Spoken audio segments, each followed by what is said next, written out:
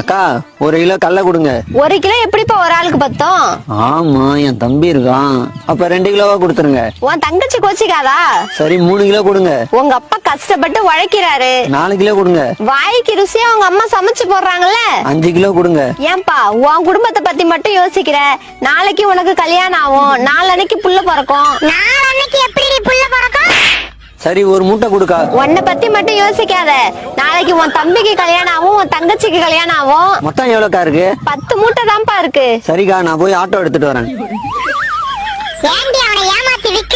இதெல்லாம் தொழில் ரகசியம்டி. இன்னைக்கு பாரு நிம்மதியா தூங்குவேன். அக்கா இவனை எங்கேயோ பார்த்த மாதிரி இருக்கே. நான் தான்க்கா உங்ககிட்ட கடலை வாங்கிட்டு போனேன்ல. இப்ப கடலை மிட்டாய் பிசினஸ் ஆரம்பிச்சிட்டேன். மாசம் 1 லட்சம் ரூபாய் சம்பாதிக்கிறேன். எல்லாம் உங்க கைராசி தான். 1 கிலோ கடலை வாங்க வந்தவன ஒரு தொழில் அதிபர் ஆக்கிட்டியடி. உனக்கெல்லாம் இனிமே